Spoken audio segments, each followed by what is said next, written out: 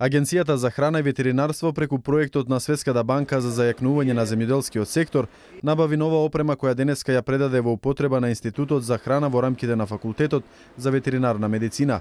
Новите лаборатории за хроматографија, молекуларна микробиологија и лабораторија за квалитетот на суровото млеко се последен збор на техниката.